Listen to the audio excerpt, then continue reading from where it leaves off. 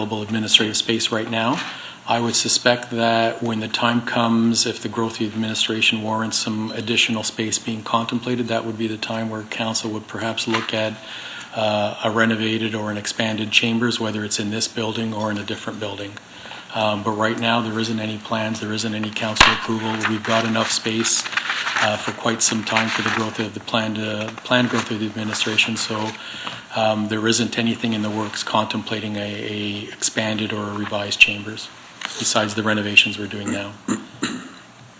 What's the budget for this chambers now? Through the chair, I believe I don't have it in front of me, but it's slightly over $1 million. Slightly over $1 million. Yeah. Did anything come to council? I know there was different scenarios, but I don't recall one being, a massive overhaul. Have we looked at? Through the chair, I believe the last time council was exploring different options for the chambers was when the West Tower was being designed and contemplated. There was sort of a buffet of options presented to council in regards to certain amenities, including perhaps a new chambers in the West Tower, and the decision at that time was to stay within the chambers that we have now. Okay. But what about a complete overhaul of this chambers? Where it's just it just can't be done. We're restricted. Through the chair, anything can be done if you throw enough money at it, but I don't think you'd get the best return on investment if you even contemplated blowing this one up and doing a brand new chambers. It's just a lot of structural concrete, the cost would be very, very expensive. So then, Al, do you see our next chambers in a completely different building? Through the chair, I think it's premature for us to even think about that now. I think in the next couple of years, when we start contemplating where we are with the administration, where we are with the growth of the city, where we are in terms of number of representatives for a growing city, that would be the point where staff would look at that in detail and make some recommendations for council's consideration. But at this point, we haven't crossed that bridge right now. Okay, thank you, Mr. Chair. Councillor Moore. Comments. Because I got to thinking about you talking about this being the council lounge out here. Does that mean that all the public are going to be entering the council chambers through the 5th floor? Through the chair, no. The design is such that where the security guard is currently standing, that's going to be the entrance into the chambers right through here. Okay. Oh, okay. Yeah. And there'll still be access up at the top, I'm assuming. Correct. There will still be access on the 5th floor. Because we don't see it in this photo, but that was all opened up with glass right across the hole, so that it seemed less claustrophobic. Correct, and with additional accessibility seating up there as well for wheelchairs and things of that sort as well. Oh, okay. But there's going to be restricted access down through there. There will be no access here whatsoever. The entrance will be through here. Okay, but members who are in the chambers of the public won't be able to get down through there. Correct. Okay. Yes. To Councillor Peleshi's point, I think there's a marvelous opportunity to engage the arts community to bring some art, community art into this chambers, much like we do the atrium downstairs, to add some color and whatnot to the community. It's interesting, we look at this table and we're talking about in the future, will there be more councillors? I think there's a lot of things unknown about the future, but there used to be 17 people sitting around this table.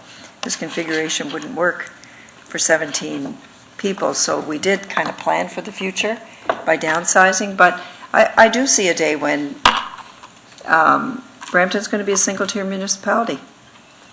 And what's the right number of councillors for us? Is the regional appeal going to exist forever and in perpetuity? I'm not so sure. So I think there's a whole lot of unknowns as we look to the future. 10 councillors plus the mayor might be the right number if we're single tier. So I think the province has a lot to say about what our numbers are as well. So it's not a decision that's made all by ourselves. So thank you. Okay, I have no more speakers, so I have a couple of comments. When we do the entrance, I'm hoping that maybe we'll do a better entrance in what's out there right now, because what's out there right now is a mismatch of it was a nice entrance at one time, but now for some reason, the pictures, the councils and the mayors and all that stuff has been turned around. There's even one missing out there. Somebody's stolen one of the pictures out there, so there's a blank slate. It's been like that this whole term.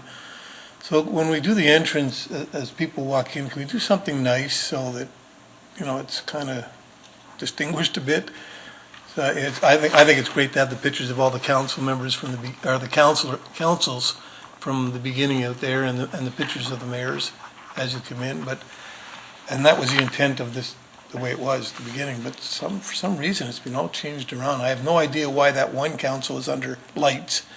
At one time, it was the mayor of the day was under the lights, or the council of the day it was at one time too, under the light. Now it's just some council way back that's under the light. And like I say, it's really, to me, it's embarrassing. I just walked through there again the other day to see if it changed, and it's been like that the whole term. That one missing council gone. I don't know what happened to them, but to Gurpreet's discussion before about the desk here, at the region they have a drawer. It might be as simple as putting a drawer in that you can pull out and get to the back of it. So it seems to work. I think it works well. I can get into all my pens and pads and stuff like that at the region. I like the configuration in this picture. Coming from somebody who's got a hearing impairment, it's a lot better to be straight at than it is over there. I still have some issues over there. I have real issues over here, but I'm a little bit better than I am there, but I still have some issues. I can hear that if I was sitting there right now, I could hear that gentleman's feet shuffling where he is. And it distracts me from what I'm hearing over here, because I have hearing aids in there. So when you're straight on, if somebody's got a hearing impairment, it's a lot better to hear everything that's going on. Now, I might have issues hearing from here, but I think it would be better for sight, for people who are seeing, and for any hearing impairments to have it straight on like that. Can we come up with some way of who's going to sit where? Like we'll talk about the offices in the next report? Because I don't like the way it was handled this time. We didn't have a choice. We were just dictated where we were going to sit. And it didn't work out very well for me, and I had to embarrassingly change halfway through to get on the other side so I could hear better. So maybe we can come up with a solution so that the new council knows where they're going to be sitting, or has a choice where they're going to be sitting for the next term. I guess that's all my comments. I kind of like the way it is right there. I'd rather have, I guess there's no room, but I'd rather have, for me, for chairing, I like to have the clerk beside me. I think it's a lot better to have it. Now, having one clerk maybe behind is a lot better than doing this all the time, to the clerk, so it might work out fairly good that way, so. Okay, thank you. Does somebody like to move report? Yeah, one will have questions. Okay. Councillor Dillon? Sorry, thank you, Mr. Chair. Peter, just a quick question. The size of the screen right now doesn't look like the same size as here. Will it still be like? Will they still the audience still be able to properly view whatever is going to be displayed on the screen? Is that a TV even, or is that just a City of Brampton sign? Through you, Mr. Chair, that is a display. The current screen is, I'm not a techno geek, it's 3x4, which is old technology. The new technology is 9x11 or 9x16 HD, 9, yeah. And that's an HD screen. That's the intent, as well as the screens on the left and the one you can't see in this photo on the right. And we do also have screens up in the gallery. Those will remain. So I think we're confident that we'll have enough screens for public viewing. Will it be? It looks kind of small, no? Compared to this. It will be smaller in probably overall dimension. It certainly will be a lot clearer, even through the noise of the lights coming down from the ceiling. So I think it'll be a much better screen than the one that's currently in place. And there'll be screens on either panel as well. So the screens will be in the same like where they're situated right now? Through you, Mr. Chair, the two screens will stay as is. There'll be a new screen, a HD screen behind you, and there'll be two additional, one screen on either side. Two additional ones? Okay, good. Plus at member seats. Could not, sorry, last question, could not the, I'm just going based upon what I see here, could not the side screens be the same size as the central one? Because it looks small right now. Through the chair, we're looking at all that now through the design, detailed design. And I just like to say, I don't want anyone to be fooled, although the size of the screen is quite large, the actual, when you actually see what's being broadcast on the screen, it's unlikely that you'll ever get it all filled.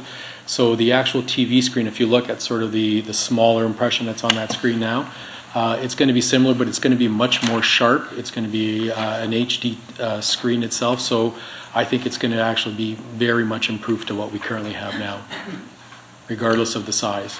Okay. And through you, Mr. Chair, just to add to that, what we're also looking at is different information. So not only just whatever's displayed everybody sees, we're looking at other options to display where we're at on the agenda, so the public in the audience knows where we're at in the meeting.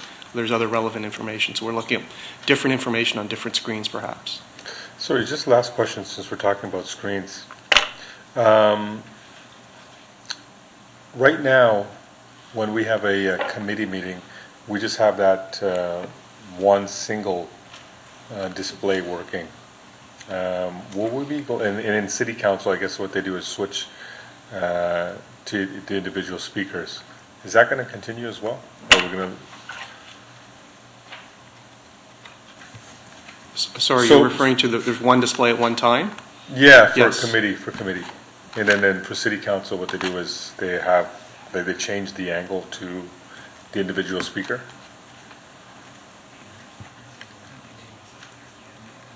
Fixed camera. Oh, sorry, so you're referring to web streaming? Because web streaming, we're looking at multiple cameras, so and what we're looking at is technology similar to other modern chambers where if you have the floor, the camera will show you, versus one static picture right now with some of our cameras that just show the whole chambers. Yeah. Is that what you're referring to? Yes, yes. Okay, so we're looking at those options, yes. Okay, perfect. Sorry, last question. Swear to God. There's some technology where you're able to, the viewer is able to select the angle, camera angle, regardless of whoever's speaking. Is that something you're going to be looking at as well? So they have the ability to, for example, look at me or look at the audience or look at the delegate or look at anybody. Is that something that's possible or no? Through you, Mr. Chair, I know it exists for hockey games. So I suspect it exists. Whether or not the city wants to pursue that, I have no idea what the technology, if our technology would accommodate that costs, but that's something we could explore without making any commitment. Thanks. Okay. Councilor Dillon, would you like to move the report? Yeah. All in favor? Oh, can I move it? I don't think I can. Oh, yes, Yeah. okay. Councilor Pleshy? All in favor? That carries. Okay, item number 8, and we received the correspondence too, 11.1. Okay.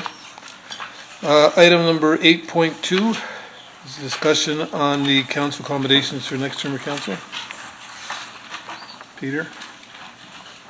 So through you, Mr. Chair, this presentation also was in your agenda packages distributed on Friday. In March of last year, Council adopted a recommendation from this committee that requested staff report back on policy options for addressing council accommodations during the next term. And so this discussion brings back some policy options for allocation of offices on the 6th floor for members of council for the next term. Members will recall that the current allocation of what we have called the 6 suites and the 4 suites, that was based on a number of factors at the end of beginning of last year, end of 2016, beginning of 2017. It had to do with current configurations on the 4th floor, accommodating individuals and those that were ready to move. So the decisions were made in terms of how the councillors were allocated to the various suites up on the 6th floor. Moving forward, we wanted to come up with some options for Member Services Committee to consider, and if committee and then through council resolution wishes to select an option, then that option would be incorporated into what we are calling the council handbook, which is a document we're preparing for the next term of council that will have everything from A to Z in terms of what councillors and the mayor need to know in terms of guiding their roles and responsibilities during the term. So things that you're hearing today about seating arrangements, office allocations, expenses that you'll hear about later, all of that will be incorporated into the handbook for members' use during the next term. So the proposed policy, we want to ensure there's a fair and equitable distribution of council offices located on the 6th floor. As you know, we still do have some space limitations on that floor as well, and there's no plans at this point in time for doing any additional accommodations or additional renovations on that floor. The policy scope, for context, this applies to the allocation of councillor offices at City Hall. The Mayor's office suite is not addressed by this proposed policy, and that would be subject to decisions by the Mayor in accordance with city policy and administrative directives. Constituency assistant workstation allocations would be determined by the corporation based on where councillors, their assignment of their offices. Ward pairings of councillors will be kept together. That's a premise and assumption that we've used in these models. And councillor offices should be vacated at the end of the council term, and we're recommending no later than 5 o'clock on the last day of the council term, which for this term is November 30th, 2018, and for the next term of council is November 14th, 2022, because as you know, the next term of council ends on the 14th. It ends 15 days earlier than this current term. So we've put together 3 options because I've always been taught, always put 3 options forward. The first option is a random selection, and it is literally drawing names out of a hat. And I'll quickly go through that option, and then I'll talk about the other 2 options. Just for some context before I go through the options. So there are 10 suites, councillor suites. Over on the east suite, the 6 are identified here. You can probably pick out your office from here. And then the West Suite, there are 4 offices. So I've numbered them all, so whatever policy council decides, it's consistent with the office number. So option number 1 is a random draw. What we would do, if this was approved, is 15 days prior to the start of the council term, the clerk will conduct a random draw to assign councillor offices using the following process steps. We'd be putting all 5 ward pairings in a hat. We'd be then drawing under 1B the following suite pairing. So we'd start with the East Suite, the 6 offices. We would draw for offices 1 and 2, which are side by side. We'd be drawing for offices 3 and 4, which is end to end, and then offices 5 and 6. The remaining 2 ward pairings would be used for the draw for the West Suites. We would then go to offices 1 and 2, and we put each of those 2 councillors' names in a hat, and we would draw the first name. That would have office 1. The remaining councillor would have office 2. D and E on the screen will do the same thing for offices 3 and 4 and 5 and 6. And then we would take the remaining 4 councillor names from the 2 ward pairings that weren't selected for the East Suite, and we put them to draw out for the West Suite. And we would do a random draw. And that would assign the offices for the term. We would put a provision in that on mutual consent and in writing, if pairs of councillors which wished to switch prior to the term starting, that's something they could do as long as there is agreement amongst all those involved, and it's submitted in writing to the clerk's office. And then any changes to the council offices after the start of the term will require council approval. So that's option 1. Option 2 is maintaining the current ward pairing allocations.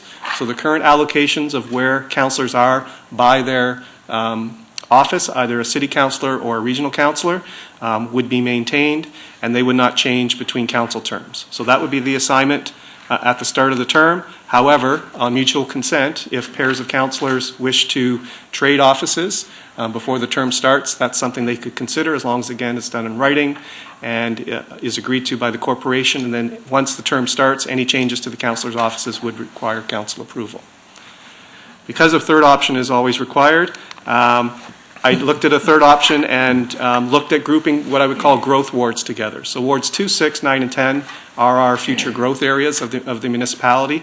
So there's 2 pairings there. There are 4 members of council. So assign those 4 members of council to the West Suite of the 4 offices, and assign the 3 remaining pairs for the 6 Suite on the east side. And then following a similar process in terms of random draws, as I outlined in option 1, that would then assign the offices respectfully in the 4 suite or in the 6 suite. And then at the end, as with the other options on mutual consent, in writing to the clerk, the councillors may decide if there's mutual agreement between the councillors to switch their offices. And then after the term starts, any further changes would require council approval. And those are the 3 options that are placed for council's consideration. Okay. Councillor Pleshy. Thank you, Mr. Chair. Peter, you're looking for us to recommend an option to council then? Yes. I'll move option 2. That's all I have to say about that. Okay. Councillor Fortini. Okay. Councillor Bowman. Oh, thank you, through you, Mr. Chair. I thought Pat was going to be a lot more. Oh, okay. I just want to say it's kind of funny to me to see option number 2 being picked, because when I suggested option number 2 a year and a half ago, there was a lot of dissension amongst council that nobody wanted to go over there. So glad to see that it worked. Glad to see that everybody's happy there. And if there's an option to maintain that, I'm fully supportive of it as well. Councillor Moore. The only comment that I have to make is that all of the offices currently have an opportunity for a table for us to have a meeting in our office, with the exception of Pat, or the office that, Councillor Fortini is in today. Is there a way to look at that little corner of the world where his office is to make some modest alterations so that he has an office where he can go in and close the door and meet with people like the rest of us do? I just think that I have no problem with option 2, but I do think that there is an opportunity for some very slight improvements that make it more fair. Through the chair, if that's the direction given to staff, we will certainly explore it. We can develop a budget for council's consideration, and we can put it in as part of the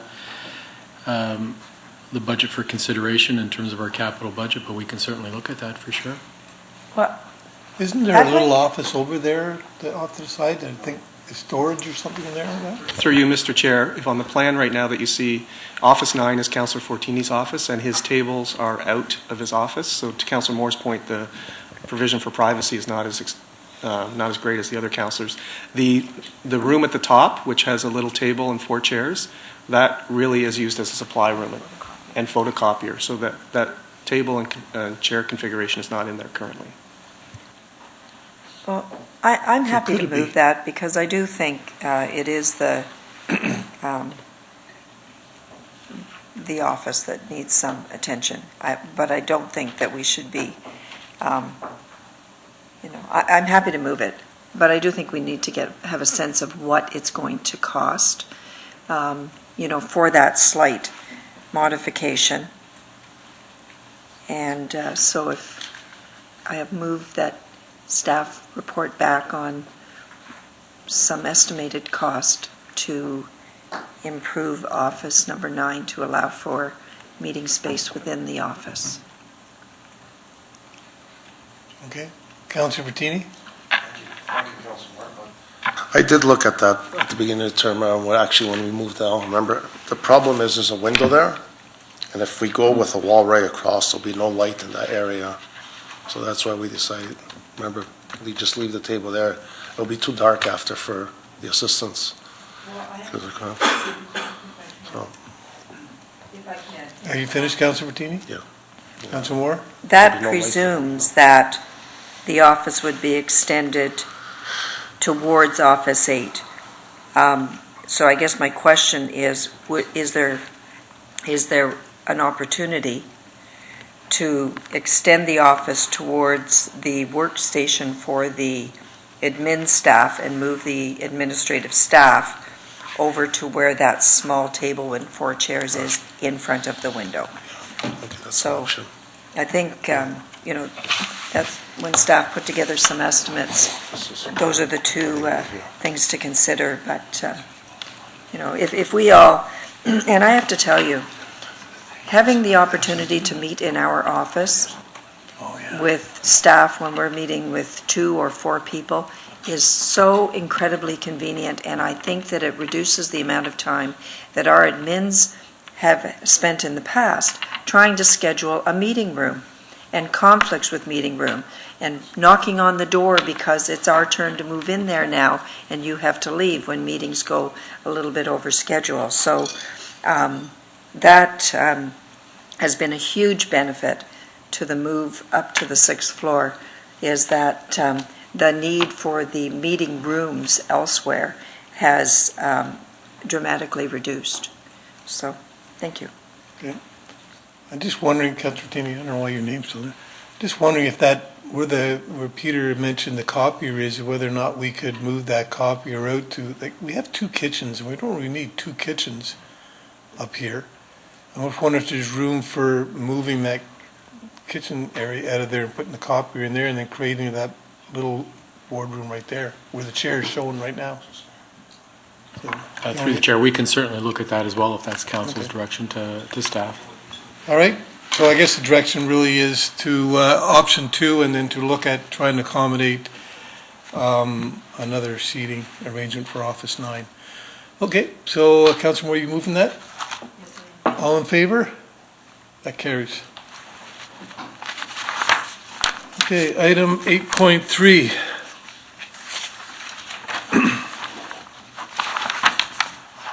Peter, are you leading this one too?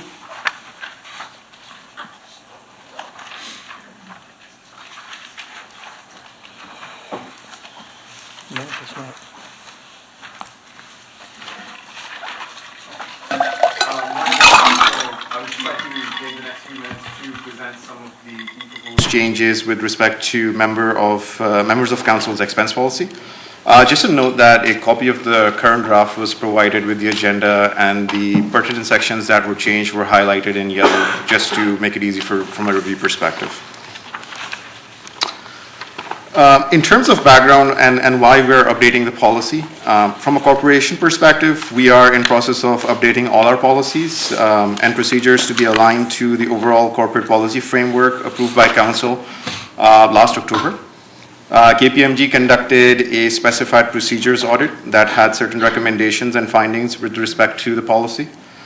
We had also held one-on-one meetings with council last summer to understand and obtain feedback with the current policy. We also conducted a benchmarking exercise with other municipalities in terms of their policies, but we've also taken an overall approach to hopefully do better, to provide the flexibility needed by council to efficiently conduct business related to the city, while continuing our focus on accountability and transparency. We did also hold some follow-up meetings with council members in the last few weeks, further receiving feedback in terms of some of the changes that we're proposing today, so that we've tried to tweak and incorporate into the current draft some of those comments that we received over the last few weeks. We believe what we have with the current draft is a good balance between addressing the KPMG findings, the feedback received from council, and our benchmarking exercise with other municipalities. But this is a draft, and the reason to come to the committee today was to continue the discussion and hopefully further refine the policy document. In terms of the actual template, so the template that we've now moved over the policy over to is in line with the policy framework as mentioned earlier that was approved by council last year. It allows for a more structured and standardized approach in terms of drafting the policy requirements, and that allows us to address some of the key KPMG findings from their audit. We've tried to condense the verbiage in the policy, so we've tried to consolidate almost 4 separate policy documents into one consolidated version. We've taken almost 40 pages of verbiage and condensed that to almost 20 pages. We'll also provide some formalized training on the new proposed policy document, which is proposed to be effective with the new term of council. We as staff will also ensure that all expenses addressed in this policy will be reported in the statement of remuneration on an annual basis going forward. In terms of some of the key proposed changes, based on feedback received and the benchmarking we conducted, we're proposing that council be permitted to use $1,000 per year for communications specifically related to advertising in local community special events. Advertising for events such as spring cleanup or town halls. The expense has to be related to promoting and advertising a specific community program or event.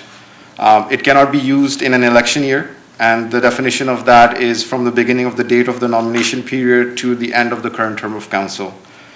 We've also included specific invoice and documentation requirements with respect to the claims for such expenses, including a copy of the print media ad, which has to be submitted along with the expense claim.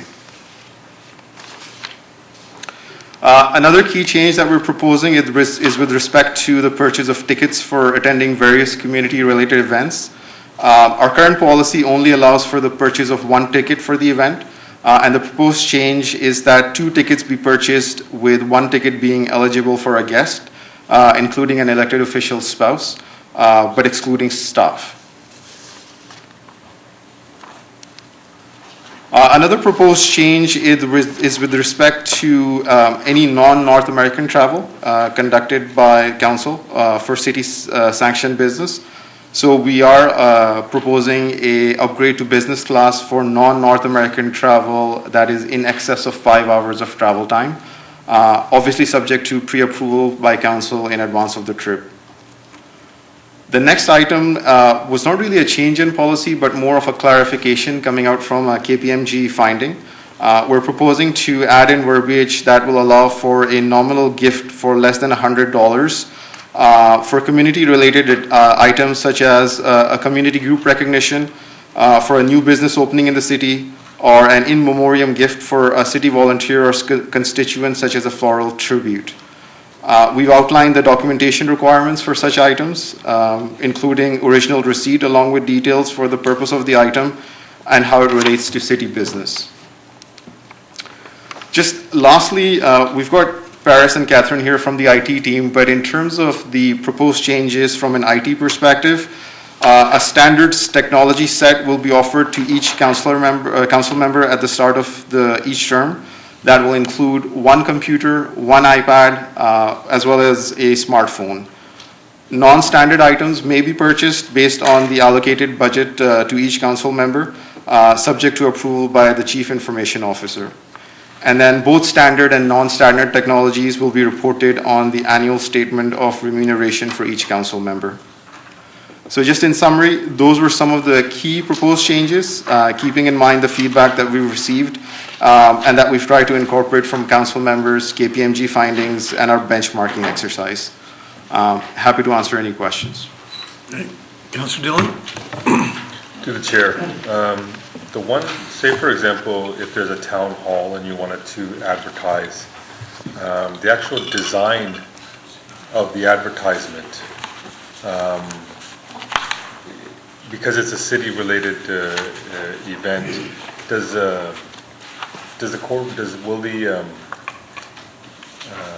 will staff assist in designing that, or do you have to go through a third party? And who and where is that included in the 1,000 per year? So through you, Mr. Chair, perhaps I could start. I think at the last meeting there was a presentation from Strategic Communications on improving communication support to councillors' offices, and their staff are preparing templates, for lack of a better word, that then can be used by members of their constituency assistants to prepare advertisements and posters for those kinds of community events. So no cost to... That's correct, yeah. Okay, thank you. Councillor Moore? Thank you. Can I get some clarification on 8.3.25 on the technology? So there'll be, councillors will receive $5,000 worth of technology at the beginning of the term, and that can be configured in whatever way that suits the way they do their work. So it could be 2 laptops or 1 laptop and a desktop, your cell phone, and so on. I'm trying to figure out what the purpose is of the additional $1,000 for an asset purchase. Can you give me an example of what that additional purchase might be? Because it's a non-standard technology, so. Through the chair, if you have a laptop and you have an iPad and you desire to have, say, a desktop in your office, so you don't have to carry your laptop in all the time, that would be a non-standard. That would be an example of a non-standard request. So, non-standard being outside the policy. Correct.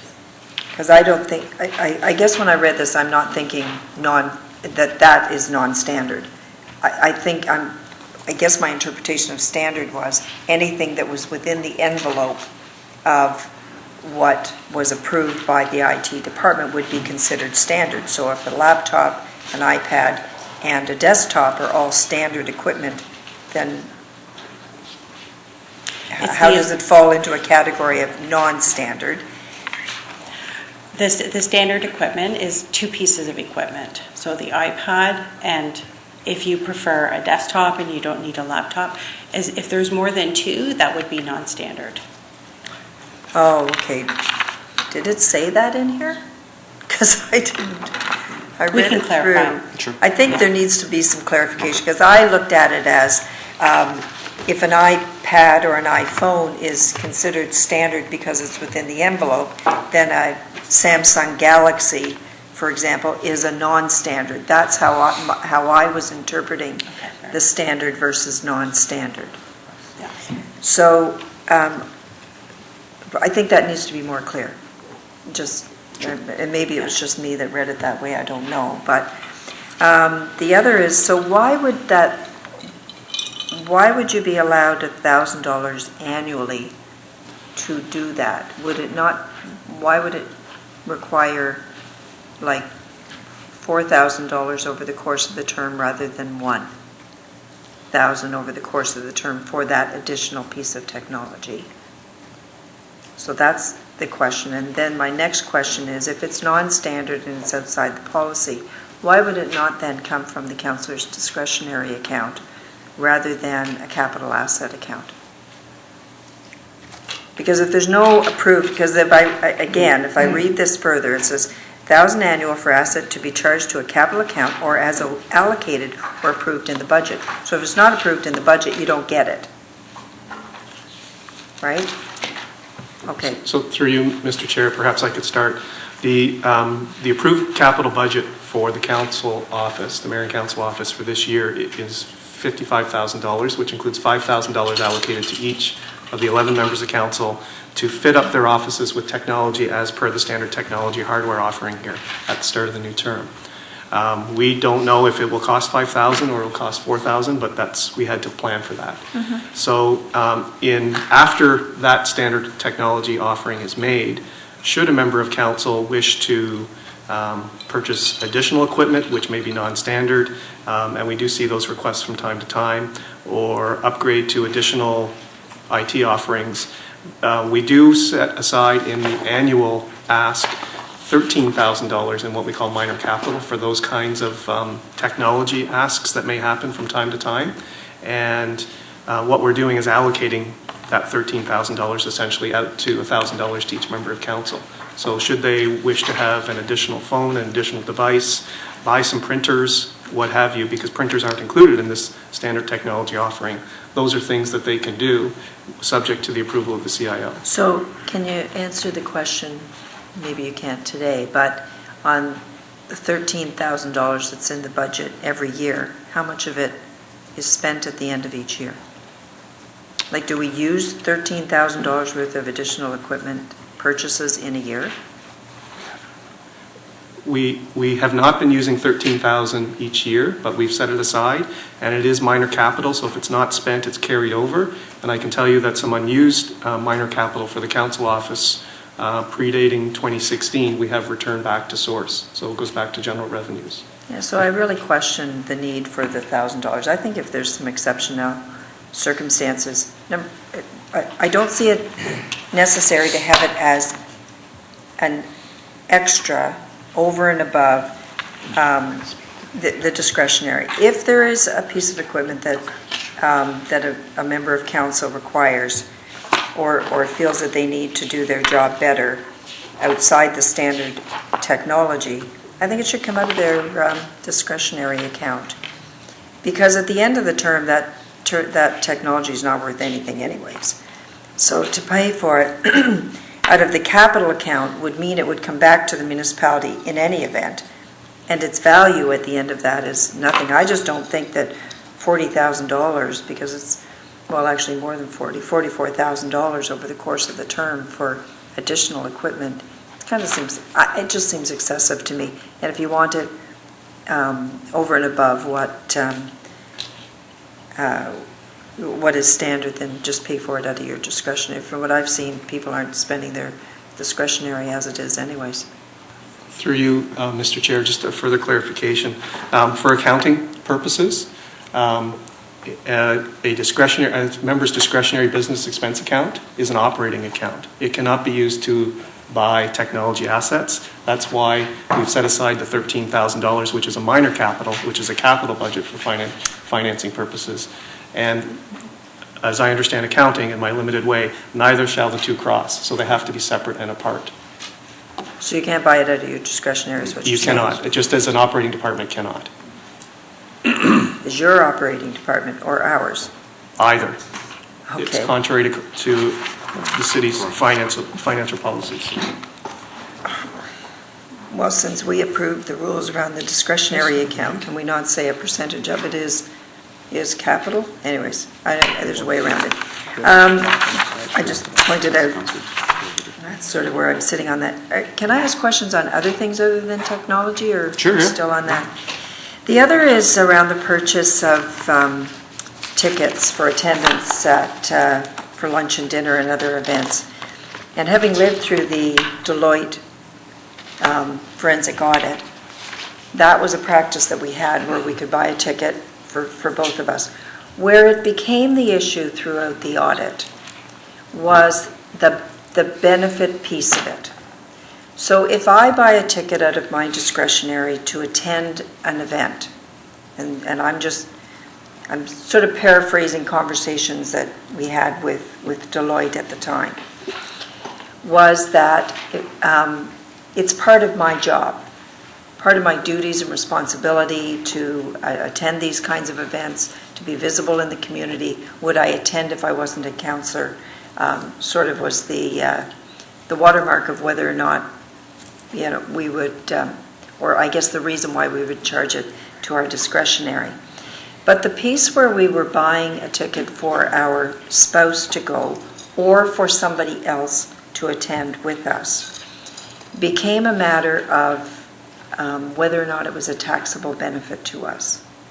So I understand, and I don't disagree, to be honest, that taking somebody with us to an event, is, I don't think it's unreasonable. The question then becomes, is that additional ticket considered for tax purposes a taxable benefit to us?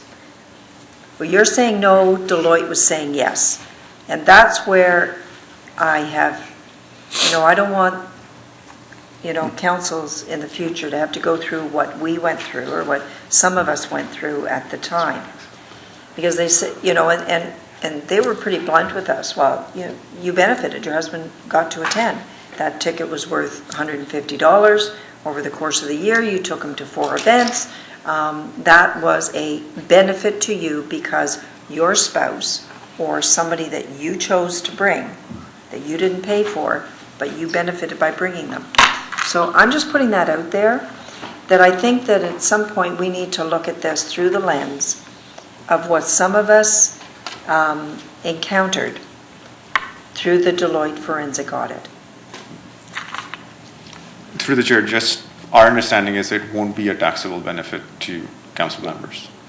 I hear what you're saying, Got it. but that is not what we heard from Deloitte. Perhaps maybe you could ask staff to go back and look at the Deloitte report. Yep. And come back to us at the next meeting. Okay? Councilor Moore, you finished? Yes, I am. Thank you. Mayor Jeffrey? Thank you for all the work that you did, and I apologize that I didn't get back to you sooner in having read this. There's a lot of things going on in my office. The one thing that I wondered if there could be some more clarity on is on 834, which is the general communications there's $1,000 per year maximum. Is that $1,000 per counselor, per area? How would that work in the mayor's office, considering my communications area is 600,000 people? So is it 10 times 1,000? So through the chair, that's specifically relates to advertising for a specific community-related event. So the way we've proposed it in the current draft, it's $1,000 per year per member of council. So that would include the mayor. So it's per member of council. But again, it's specifically related to just advertising or promoting a specific community-related event, not just general communication. Okay. So that's an addition to the current policy. That was not there previously, but based on some of the feedback we heard in terms of the restrictions with advertising or promoting special community events, we've added that on additionally. So it won't change any current general communication that you have. The challenge is my communications area is significantly larger. So I'm wondering, is that typical in other municipalities, that $1,000? So from someone who represents from the mayor's office? Through the chair, from our benchmarking exercise we did, it varied from $2,000 to no specific cap on it. So kind of looking at the benchmarking and the feedback we received, we went back and we felt that $1,000 would be kind of an appropriate start to add to the policy. But again, we're open to feedback. If there is a change to that limit, then it would be council's prerogative and staff would take it back. But based on the benchmarking, the range was $2,000 per year to no cap. So I'm not suggesting what the number should be right now, but could I see that? Could we see that jurisdictional scan before Sure. this comes back Absolutely. to council for approval, so that at least I'd be able to know what criteria you used in order to come back with this recommendation? Absolutely. Okay. Thank you. Thank you, Chair. Councillor Bowman? Thank you, through you, Mr. Chair. I've got a few questions. In the technology, the amount of money that's spent on technology, would that include software? For instance, if I wanted my assistant to have Adobe to create, posters or whatever, where does my purchase of a software license come into that? Through you, Mr. Chair, so software is deemed to be a minor capital expense, and today would come out of that $13,000 that's allocated through Teresa Olson's budget managing the council office. Okay, because I can see that, Peter, but if I get it for my assistant, for example, then the expense is being attributed to everybody's capital expense, and I don't think that's right. I think it should be attributed to my personal expense if I'm going to be using the license alone for that. And through you, Mr. Chair, that's one of the reasons why the $1,000 per year for each member of council is proposed. So that would be an expense that would be attributable to you as a minor capital expense within that $1,000 limit and would be reported as such annually.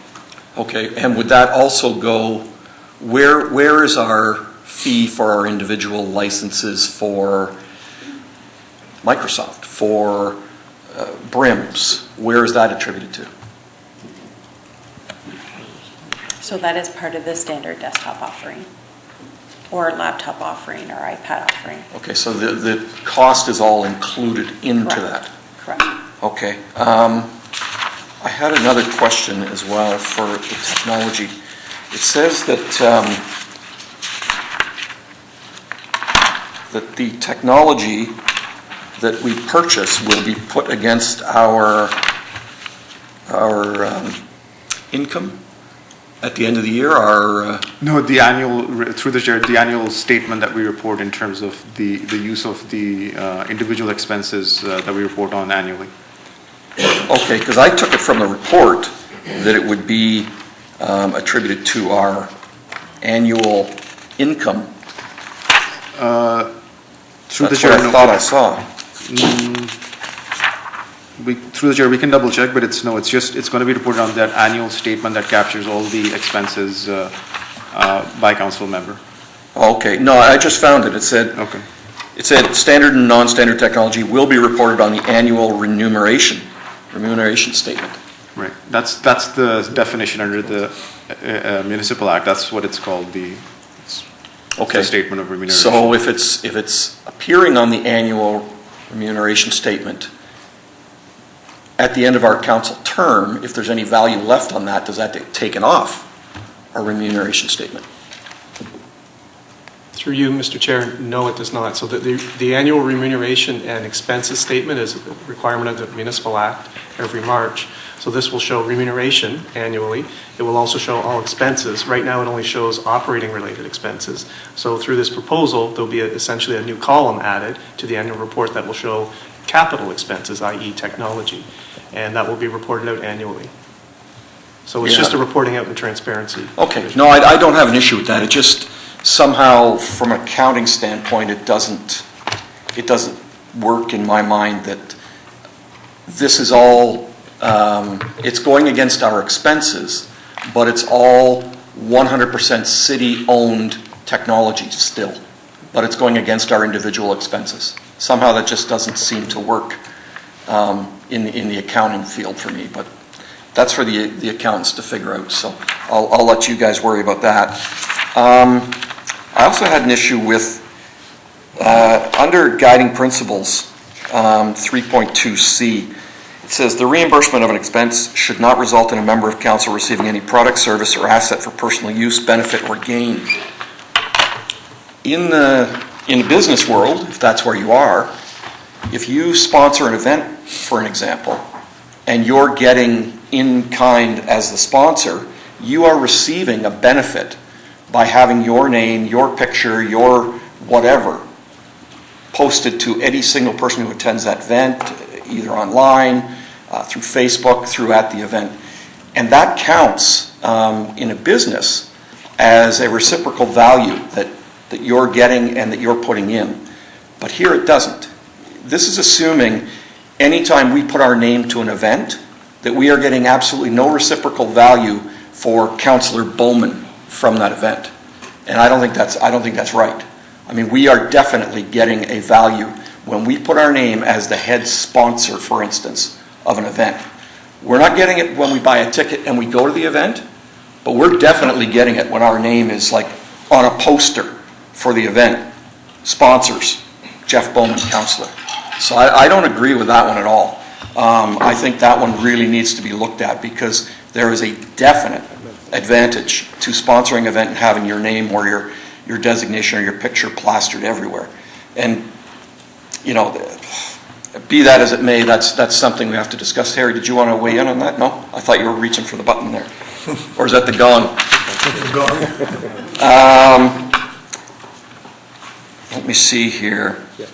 The other thing I had, it's minor, but you know it's under the narrative 6.1C, and that is the increase every year, January 1st, on your car allowances, consumer price index. I don't agree with that, but that's up to you guys whether you want to do anything with that or not. And finally, there is under 6.3A, eligible expenses, membership, support and sponsorship for not-for-profits, charitable or non-charitable, or city-based community organizations. I think we're leaving that way, way too broad. I mean, who's to say that somebody's not going to come up to me and say, you know, I represent the left-handed Ward 3 individuals, and I'm and I'm doing it for the city of Brampton because, you know, we have a shorter lifespan and everything's designed for right-handed people. So I can give them $500. I think I think we're leaving this a little too broad. I don't mind giving it, you know, having not-for-profits. I don't mind registered charities. But I think trying to figure out if we're giving money to some individual organization, somebody that might be connected to us in some particular way, I think we're leaving that wide open with that one. So that's my comment. Through you, Mr. Chair, just to It may be wide in the definition today, but it's more of a gray area. It's not black and white in terms of defining groups that are in or out. And at the end of the day, all these expenses will be reported publicly, quarterly, and that is where the court of public opinion will rest in terms of whether or not those are appropriate. Oh, yeah, there's no doubt, Peter. I agree with you 100%. But, I mean, we did come up with the charitable grants, the small community charitable grants, for things exactly like this, for people to apply and get up to $750 for a small community charitable grant. I don't think whenever we talk about grants coming to the table and people, whether we agree or disagree, people around the table talk about, well, we're overriding the grant system. You know, we're taking the control out of the hands of the grants people. I don't think that we should be doing any of that. I think that should all be handled under the small community charitable grants. But again, it's totally up to you guys. Thanks. Councillor Pleshy? Thank you, Mr. Chair. Thank you for the presentation. The hardware component in here, we had talked about for the next term of council, there's going to be a little bit of a different hardware selection and the possibility of having something that's a little bit, I don't know if it's user-friendly or maybe more of a lifespan in the next term. Is that still in play? Is that, from what we understand, is that something that we're looking at, or? Yes. Okay. Each councillor and the mayor will be able to choose what the equipment will be, whether it's the size of the phone, whether, you know, it's a laptop or whatever is more convenient. We'll have a list. Okay, and I guess, what about the possibilities of introducing Macintosh or Apple products for computers, laptops? We'll look at the options. We will have options? Yes. Okay. And then telephone, I think all members of council now are on their second phone, except for Councillor Bowman, because he needs a haircut. And even mine is starting to, I guess, cause me issues now. I know IT is going to look at it. And, where in this, it doesn't specifically say, and there was rumors that I had heard that every 2 years you can get it's a free upgrade. Is there still those upgrades out there? I thought they were kind of getting rid of that. There is still a 2-year refresh cycle on phones. They're still great.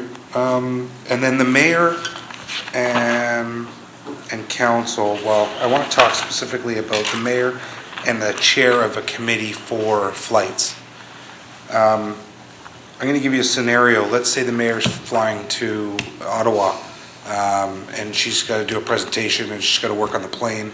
That presentation has confidential information, and she's sitting in just the regular class of seats for that flight, but she's not able to work because let's say she got a aisle seat. And the two people beside her now have full view of any confidential information that she's working on, that she needs to prepare for that delegation meeting.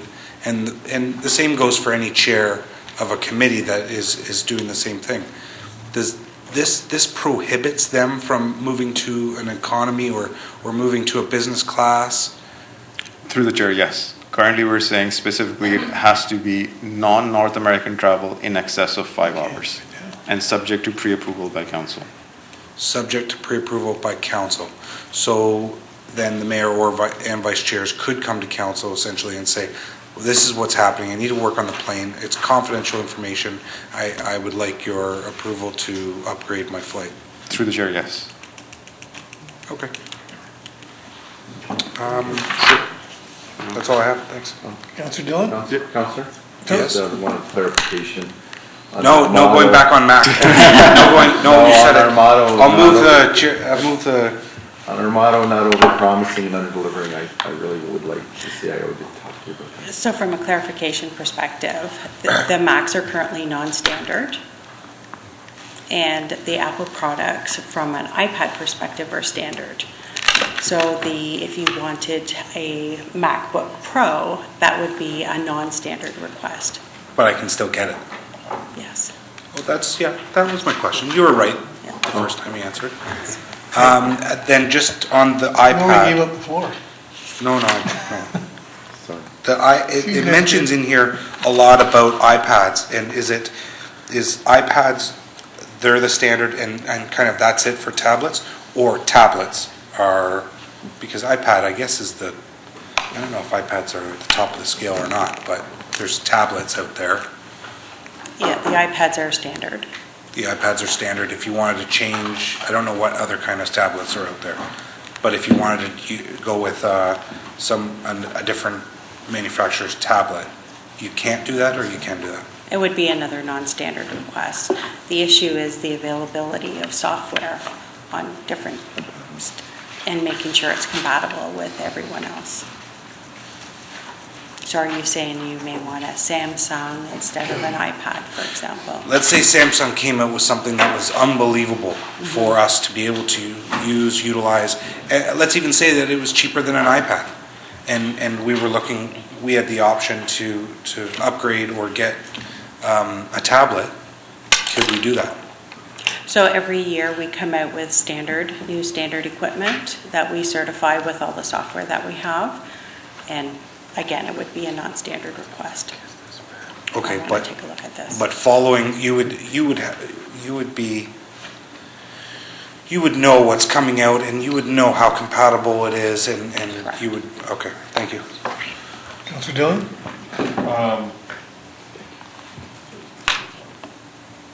Thank you.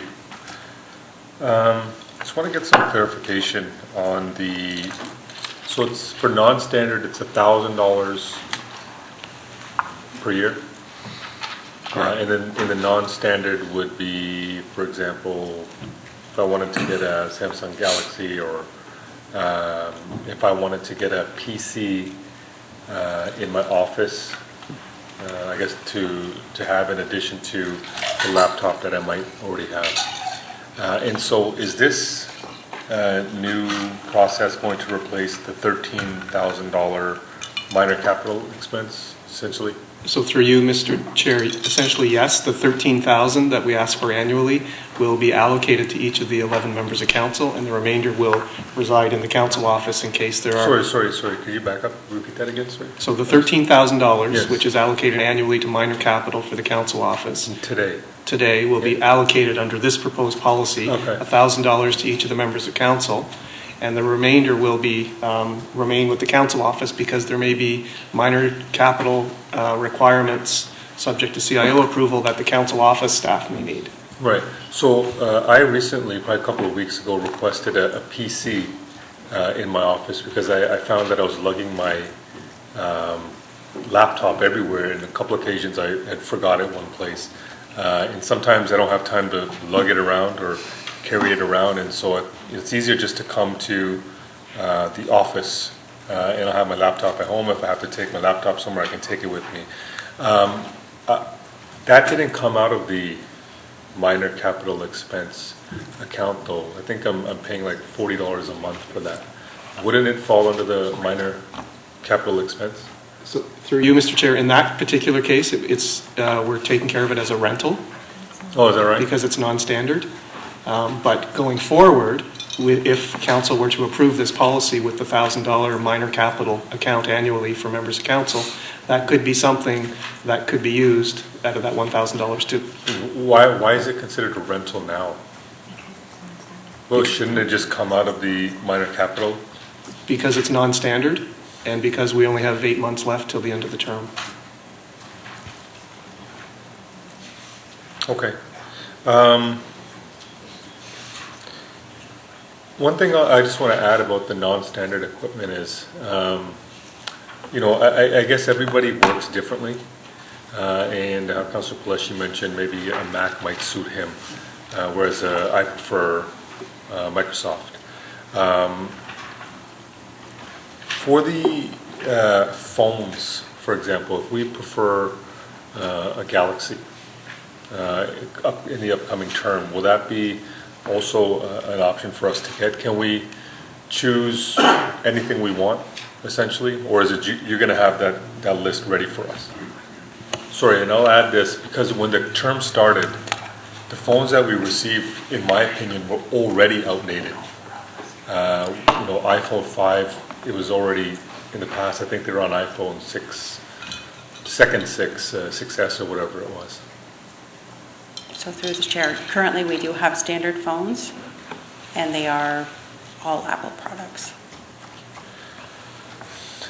Are we going to be going to other products? We currently don't have a need to certify another phone. It would be non-standard. So we won't have Samsung Galaxy apps? Well, what's not the need, though? When you say we don't have a need for it?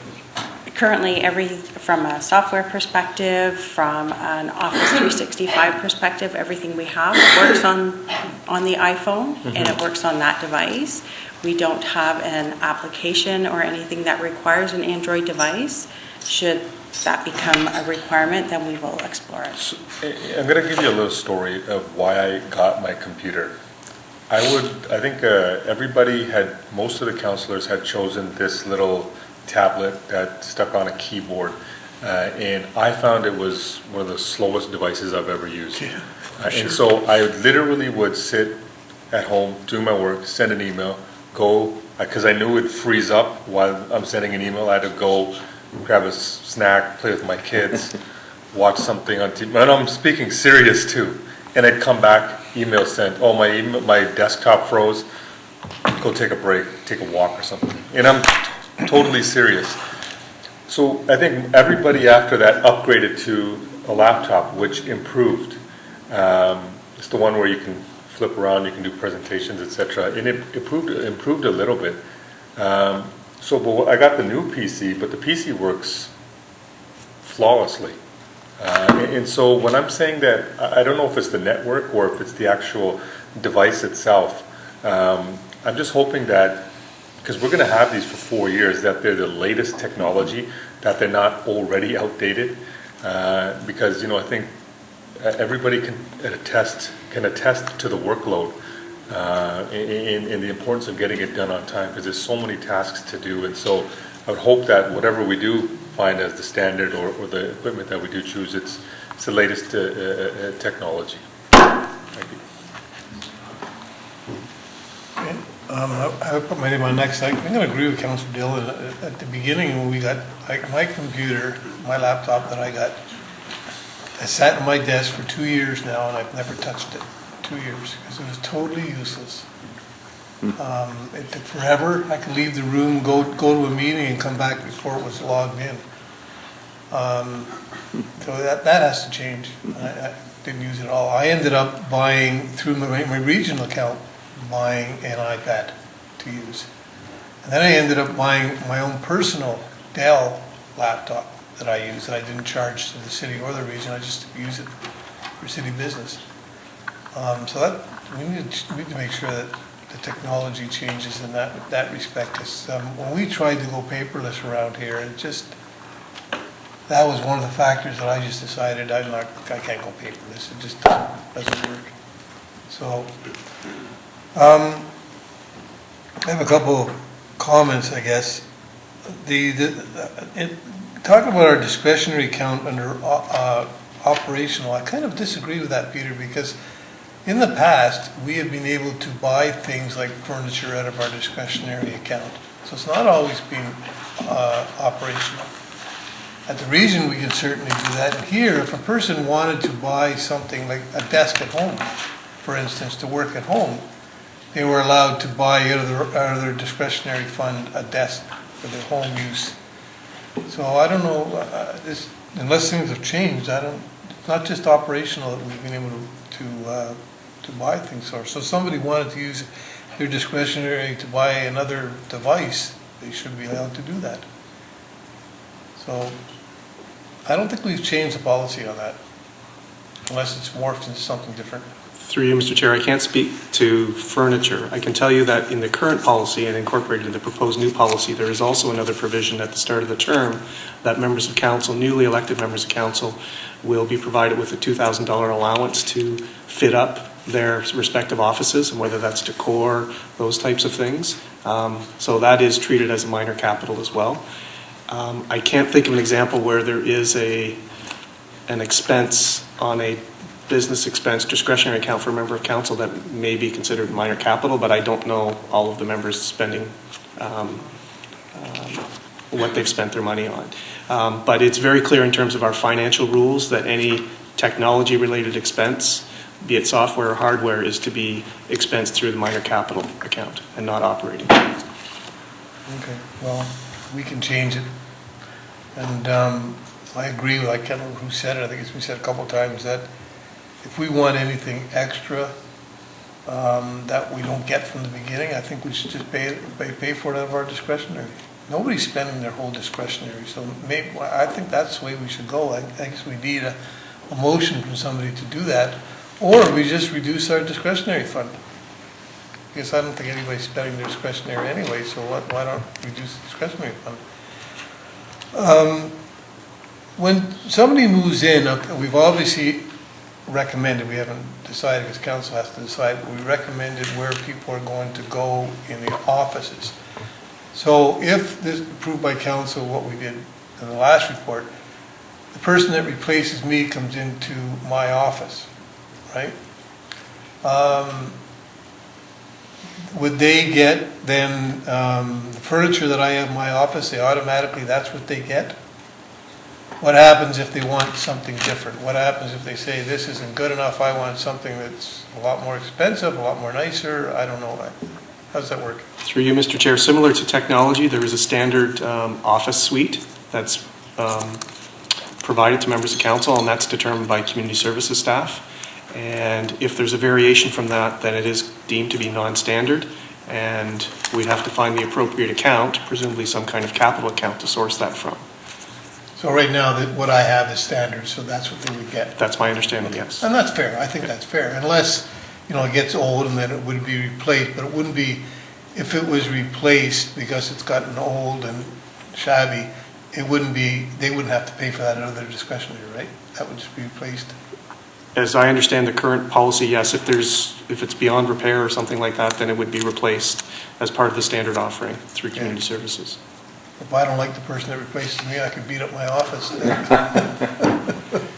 I say that, but when we moved into 27 years ago, it was actually Mayor Jeffrey's desk had all kinds of pit holes in it. We think it was somebody that, I won't mention the name, the councillor was drinking a lot, was banging his bottle of whiskey on the desk. It was true. All his desks, and they were only 6-8 months old, those desks. This was all brand new stuff when we moved in here. Anyway, okay.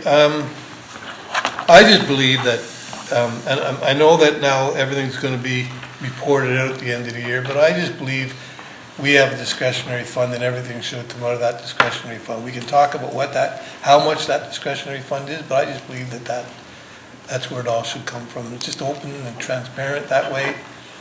So unless somebody's going to move a motion to change it, if we just received this report, that's the recommendation that's going to go to council. So, Councillor Frattini? Thank you, through the chair. Just a couple of questions. We have, I don't see anything here for the expenses for, I know some councils have office furniture at home. $2,000.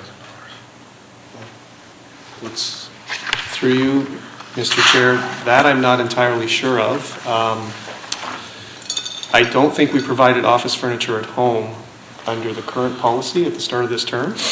I thought they had a $3,600 budget for office, laptop, printer, if they work from home. Like, I don't know, I don't have it, but I remember that's what I read at the beginning of the term. You're allowed to purchase anything up to that price. Through you, Mr. Chair, through the current policy as it exists today, at the start of this term, there was a provision, I think, for some technology for the office and for home. In terms of furniture, I think it was just the standard offering for the councillor suite here. It wasn't for any furniture at home. But as I mentioned through the chair, there is a $2,000 fit-up capital account at the start of the term for members of council to access if they desire to decorate their offices, things like that. But those are all assets that would become the property of the corporation. Right. And one more question. So all these old laptops, and I'm sure it's not only us councillors, everyone around us say here, probably they switch them. What do we do with them at the end? So they're disposed of at the end of the... Sorry? They are disposed of at the end of the cycle. Right now, we're usually on a 6-year cycle. So we just scrap them? Yes.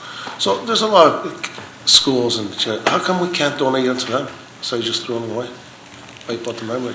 There's like, I know some seniors are trying to learn how to do emails and they're coming to us, so can you help us purchase laptops?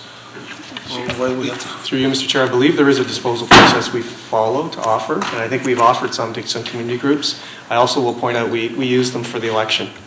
I have almost 800 laptops we use for the election that have been repurposed. And will be disposed of, again, in accordance with city policy. If they're community groups and they're still of use, they would be donated before ultimately being disposed of through a city's vendor of record. Peter, that's what Councillor Bowman says, that's why our returns are so slow, you're using those computers. And I get what you're saying, Peter. I know some seniors approached me if we could get some laptops or tablets. They're teaching them how to do emails, like classes. And I was given a number to a company that we send them out to Scarborough, and that they wipe out the memories, and then they resell them. I called that company, and they wanted $350 each. They said, yes, we get them from the city of Brampton. So we don't have to scrap them. Where does these go? Okay, we will follow up. Okay, thank you. Report back on that. Okay. Councillor Moore? Thank you. Well, I guess it kind of came full circle from my comments around the $1,000. Is there a way, I sort of wrote something down here, that the council-approved discretionary account include a term of council capital account of $1,000 per annum? As a way to sort of address the fact that there is a capital need. From an accounting perspective, you want to keep it separate, but that it be a part of the councillor's discretionary account. Uh-oh, the big guy's coming up.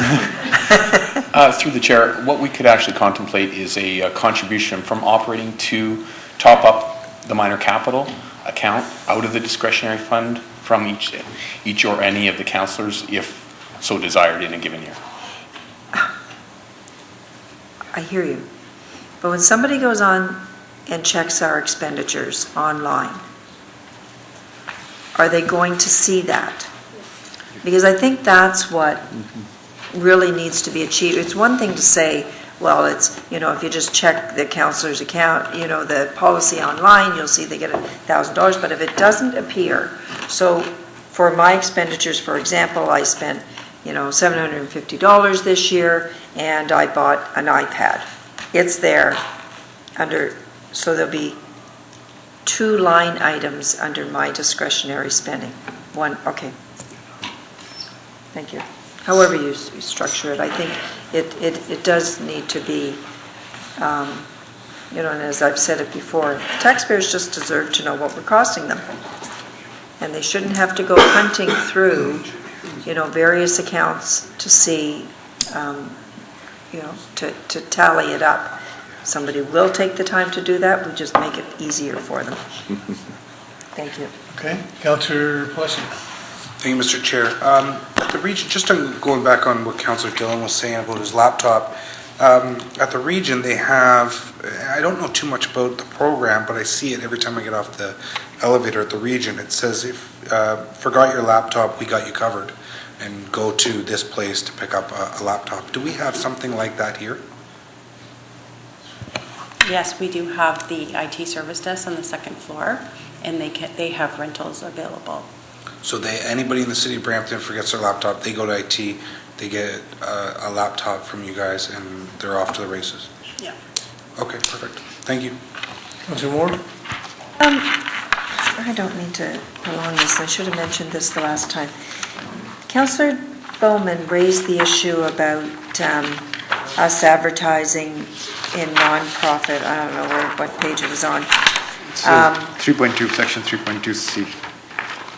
Sorry? Section 3.2C. 3.2C. Okay. No. That- 3.2C is reimbursement of expense should not result in the members.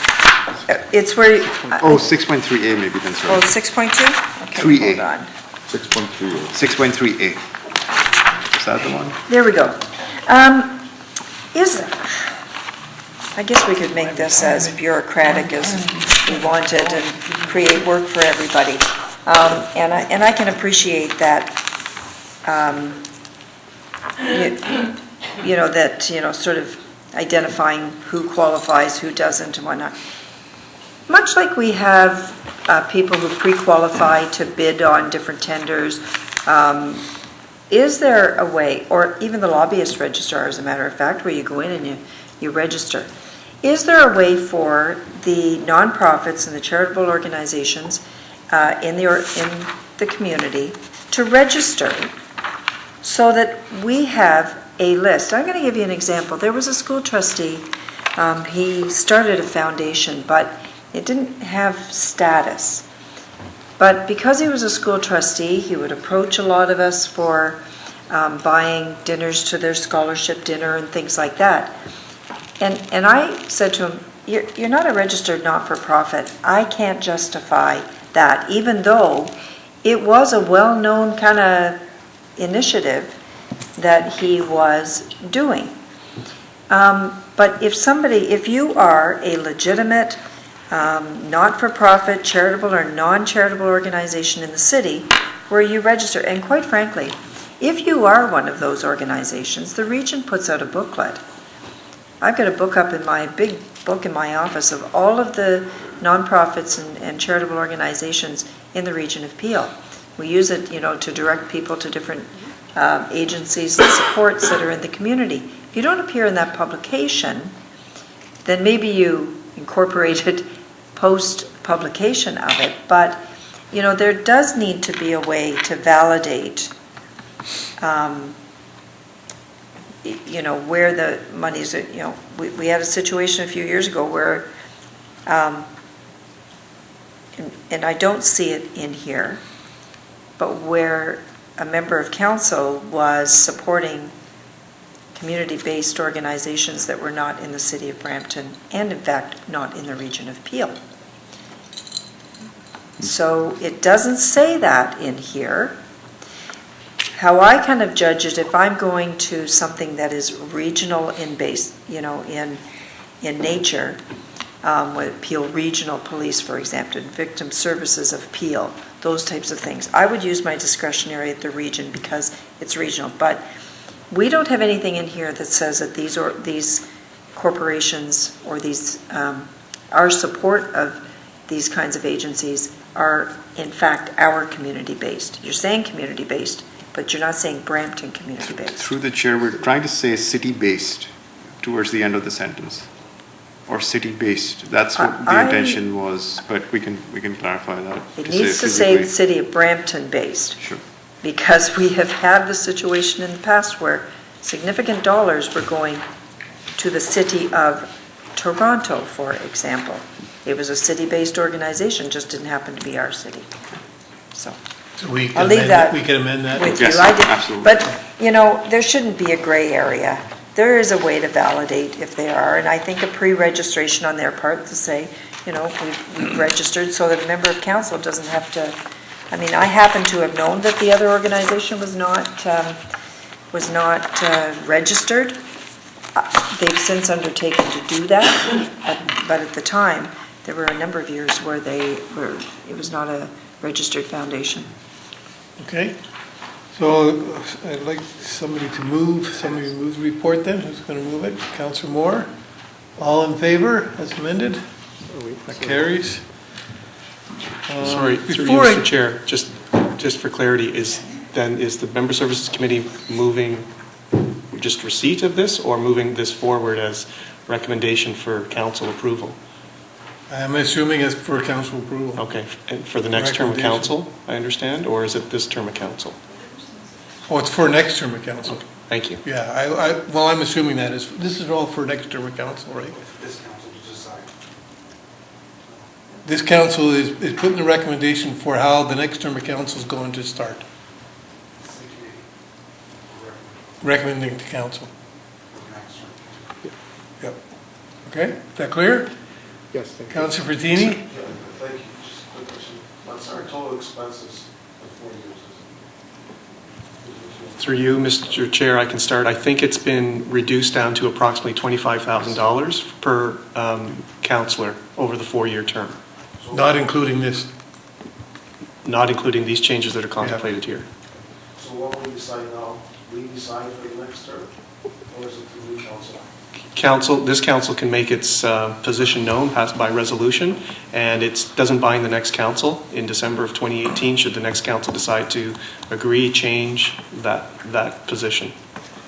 We are basically setting the tone for staff to start the next council. And if the next council wants to change that, that's their prerogative. Well, I have to agree with Jeff. They got double budget, so maybe we could lower theirs a bit, right? Thank you. Councillor Moore? Thank you. I have no problem approving this as printed, but there have been some changes recommended, minor housekeeping, just for clarification. But Mayor Jeffrey did ask that you take under advisement the $1,000 communications and asked you to do some benchmarking. Right. So I don't know what the recommendation looks like from this committee. It's approved. And maybe when it comes back, because I don't want to delay this. Well, what I was going to do. It doesn't need to come back here. It can go to council, but maybe identify, highlighting in pink. I have 3 things here that we've said that Okay. need staff, and I was going to clarify whether staff are taking this that direction.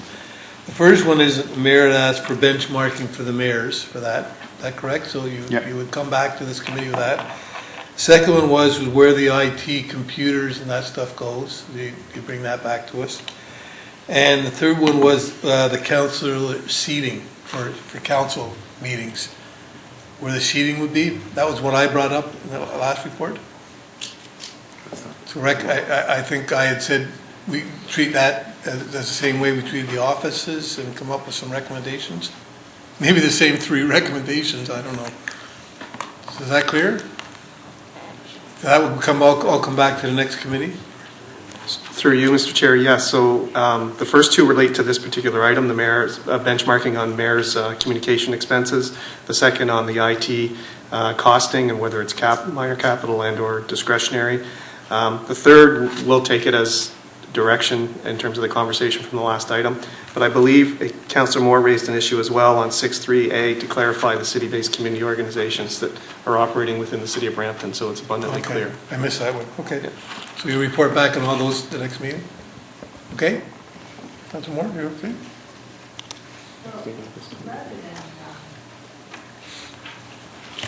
Do we meet every month? Because I was going to suggest rather than delaying this, I see these as rather minor. Is there a way to make those changes, highlight them in pink instead of yellow when they come to council, and we can have finalize it then? Yeah. Okay. So that would be you the can do that by February council, 21st yeah. council. I would suggest then maybe the seating arrangement be option 2, the same way we did the option 2. You sit where the previous person was sitting. That might be a way of. Is that okay, everybody? You know what I'm saying? The option 2 we selected for offices where the person that replaces me would be in my office, this person that replaces me would sit in my seat, that if I'm gone, when I'm gone. Through you, Mr. Chair, we'll report to council on February 21st when these minutes come forward, because there's a number of options, status quo, alphabetical, keeping ward pairs together, Okay. so we'll have options. We'll get options then, unless we want to make that recommendation here. I mean, that's what I'm suggesting, we make that recommendation here. Anybody have any problem with that? And I'll move that we make that recommendation that the seating be as it follows here, option 2 of that. Yes, that is, okay? And then that'll go to council. Sorry, Peter, to make it confusing. Sorry, the way the seating arrangement is set out, that we can accommodate the current arrangement in the temporary chambers. In the new chambers, there are 5 on either side of the chair. So right now, today, we have 6 on one side, 4 on the other. That's right. Okay, we'll come back with scenarios. had on that more member services. The last term of council, you know, for 24 years, we always had one ward split up. We always did. And even at the start of this term, we had one ward set up, and the only reason I was able to move was because of the extra seats that happened to be there. So one ward has to, we just try to figure out how that works. I just didn't like to be dictated, and I think somebody needs to talk to the council members to see if they have impairment problems. Could be sight, it could be hearing, it could be what, but this term, nobody asked. We were just told. And I resent being told what's going to happen when it's a change, and it was a change.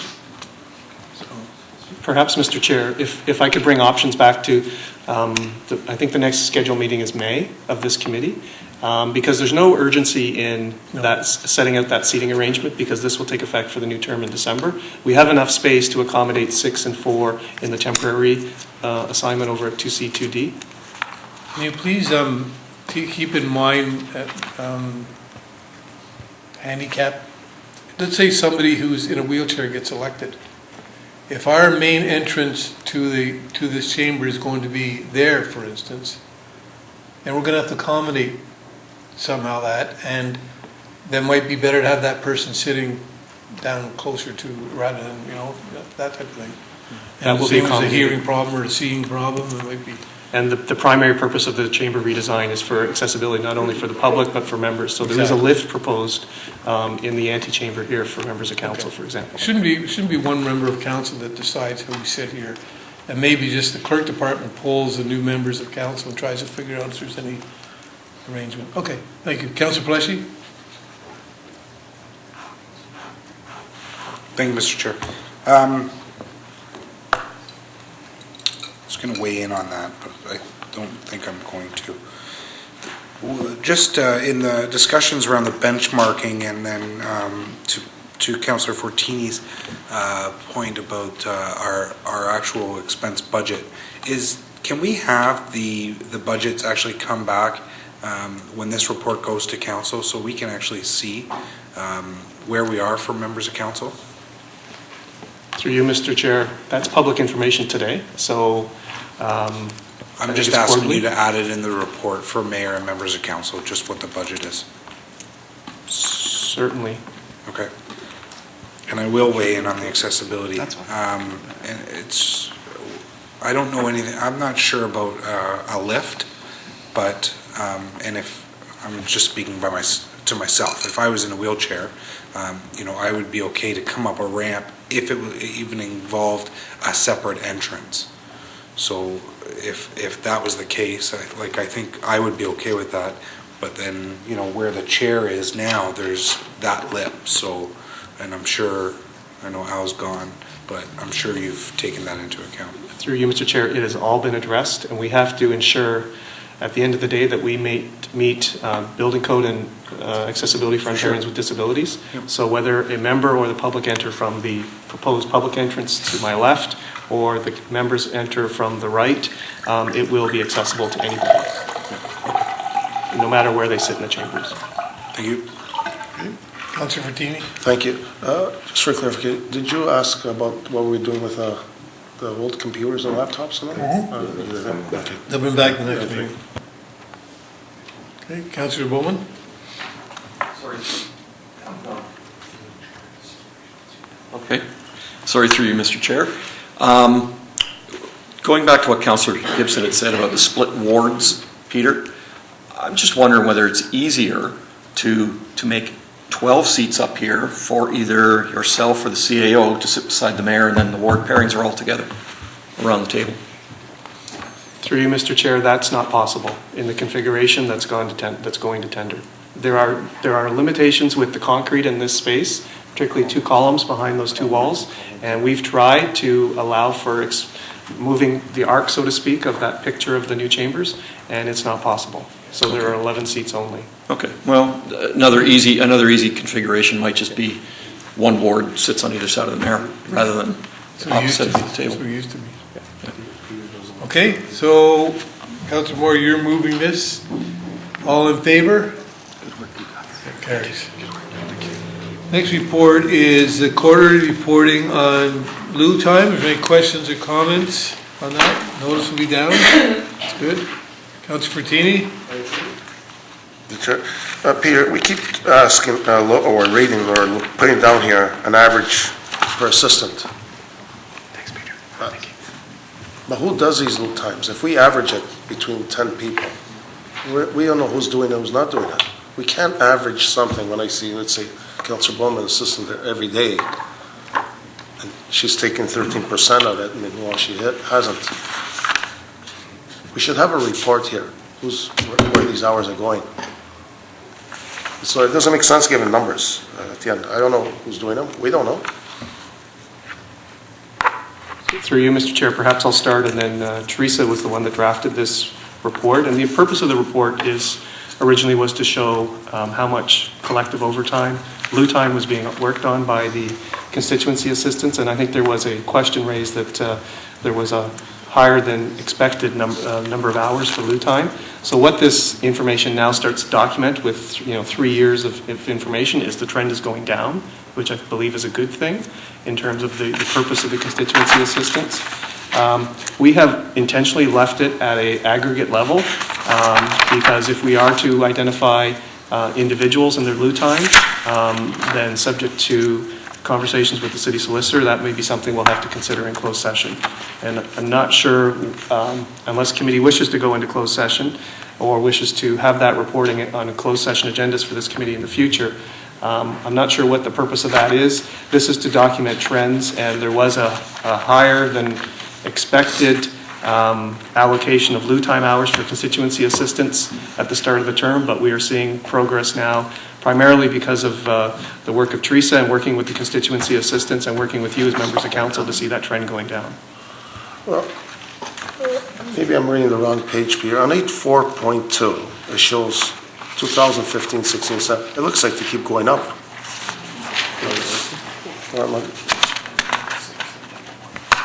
So Councillor, that's the average. That's the average, Jeff. Sorry, Councillor Fortini. Yeah, so 2017, the overall lieu time hours was higher than the previous 2 years. But we knew that coming into the summer. We had talked about it at a previous member services meeting. And the constituency assistants and myself have worked really hard to mitigate that and see that come back down. So we've implemented some time management strategies, some alternative work arrangements to mitigate some of that need and make sure that the work is being addressed to the councillors. So I'm hopeful that we will see that go down in 2018 as well. Well, thank you. And I trust your good work, and I know it's hard for you, but we should see who does most of all these lieu time. Because I know my assistant's not doing that. And it's not right that they're taking 30% of that or 13% of this total amount, which he doesn't do it. It's very unfair. So. Okay, this is here for receipt. Thank you. Councillor Bowman, do you move receipt? Oh yeah, Councillor Fortini, all in favor? That carries. Okay, so the next, I think, is councillor question period. Any questions from any members, council? Seeing none. Public question period. Anybody from the public have any questions on this agenda? Seeing none. Somebody move adjournment. Councillor Pleshy, thank you. All in favor? We're adjourned. Thank you. Thank you, staff.